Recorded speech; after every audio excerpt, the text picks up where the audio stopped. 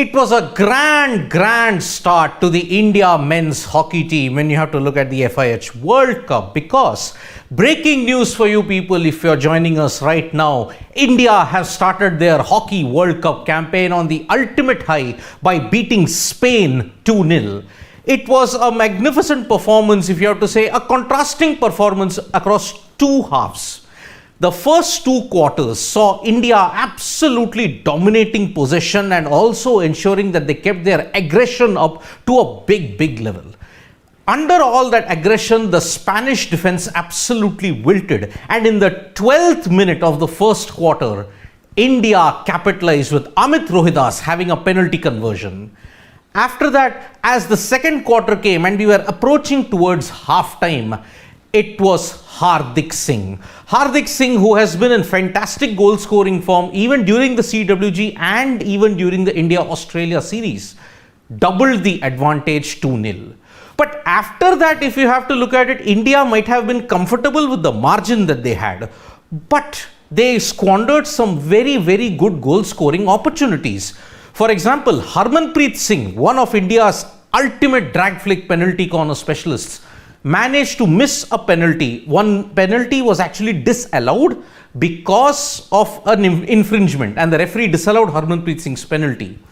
However, as the game progressed on, there were two big misses. Shamsher Singh, who just had to tap in towards the end of the third quarter, missed an absolute golden chance. And after that, Harmanpreet, surprisingly off radar today, missed another penalty conversion. And so, India had some nerves towards the fourth quarter. Remember, Abhishek was sent off because he had a collision with one of the Spanish midfielders and he was yellow carded for 10 minutes. So, in that period of 10 minutes in the final quarter, India had to play with only 10 men with Abhishek yellow carded. Spain created some opportunities. They had two penalty corners, but unfortunately they failed to convert both of them. When you have to look at possession, it was there that India managed to overcome Spain in a big way. Normally, when you looked at it in the FIH Pro League and in the other encounters, India had not dominated possession. But against Spain here, they dominated about 74% of the possession. And the relentless pressure that they built upon the Spanish players ensured that Spain did not even have a chance to go for goal. So, in penalty conversions and when you look at possession, India clearly triumphed, and that was the main reason why they won 2-0. Now, if you have to look at where the match was won, it was India's relentless pressure and cheered on by the electrifying atmosphere that was there at Rourkela. Remember, the Birsa Munda Stadium is hosting the World Cup and it's hosting a hockey game for the first time. And looking at the way how the stadium was and looking at the fan excitement, it was absolutely electric. Every single time the ball came, be it Jarmanpreet, Manpreet, or even if you have to look at it, Harmanpreet and all the other players were there. Whenever the ball came to them, the cheering went to the very next level. Even Odisha's Chief Minister, Naveen Patnaik, was there, and he was watching how India was making great progress. And one has to remember that it is because of Naveen Patnaik and his government's magnificent investment into hockey that has made Odisha the hockey capital of India. It has truly been a spectacular way, and the Hockey World Cup starting was proof of it. India have thus ended day one of the Hockey World Cup on a sublime high, a 2-0 win against Los Rojos. It means now that they are in pole position in this supposed group of death. Remember, India's next encounter is against England on January 15th, and if they win that, they are all but certain of qualifying directly for the quarterfinal and not having to go through the crossovers. Spain, on the other hand, now they have to really play catch up at this point in time, because Spain, if they had managed to hold India to a draw or if they had won it, then it would have been tough for India as well. In Group D, if you have to look at the action today, England had beaten Wales 3-0. But on the other hand, the other games in the groups saw Australia dominate France 8-0 and the Pumas, Argentina, beating South Africa 1-0. So, in a way, it is a great start for the India men's hockey team as they beat Spain 2-0. Amit Rohidas, the local boy, and Hardik Singh two stalwarts and two giants of India hockey. They are the ones who have managed to get India on the board with some crucial points. And looking at the electrifying atmosphere, looking at the fan celebrations, you would feel that the country is gripped by a fever pitch in hockey. Every time the cheering was there, the noise levels and the decibel levels absolutely shot through the roof at the Birsa Munda Stadium in Rourkela. So now India will now focus their next match, which is immediately day after tomorrow, against England. Remember, if they beat England, they are well within direct qualification for the quarterfinals. As I mentioned, the structure of the World Cup is such: the top team from each group qualifies directly to the quarterfinals. Second and third place position teams play the crossovers. The team that finishes fourth is eliminated. And that is how it is. India showed great intent. India showed sustained aggression. But the one major problem that India still had was conceding too many penalties towards the fag end. 2 penalty corners by Spain. A better team would have converted it. Just ask Australia. In one of the matches that were there in the bilateral series, it was Australia who converted penalties towards the fag end. The likes of Netherlands, Belgium and Australia will make you pay. Luckily, Spain could not make India pay. But this is one problem area heading into the next game against England. So India get full points. Spain will have to really play catch up.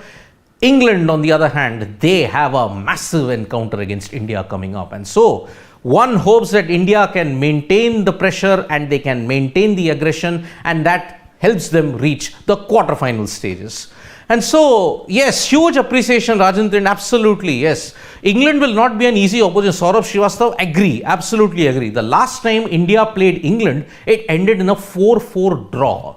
So that is a very important thing that India have to say. And as I had mentioned, fourth quarter, conceding too many penalties and being one player down, that is an Achilles heel, and India will have to work on that if they have to progress ahead in this competition.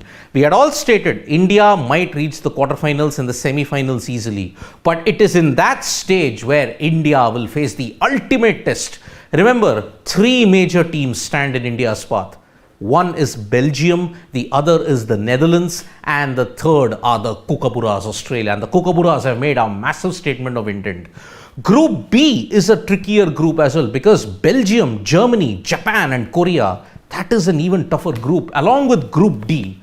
So that is all we have from what was a very historic and opening day of the FIH Hockey World Cup. And if you have to look at it, please try to cover this from Odisha. We'll try, Ankur Pathak. If India makes it to the knockouts, which they will, we will definitely do this. And Odisha, India's best kept secret. I mean, Rahul, I will just tell you one thing.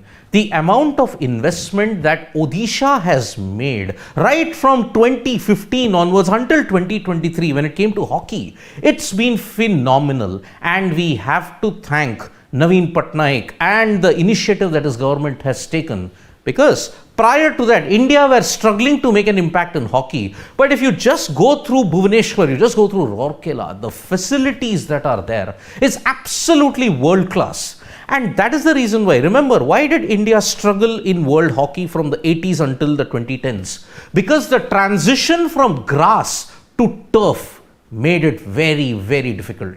It took them quite some time, but now India seemed to be heading there, albeit with a few flaws.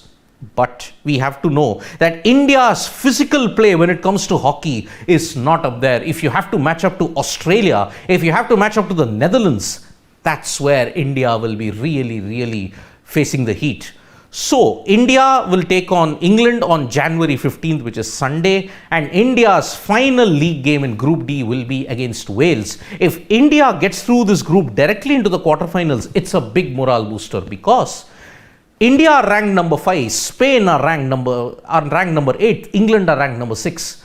This group is the only group with the top 10, 3 of the top 10 teams in it.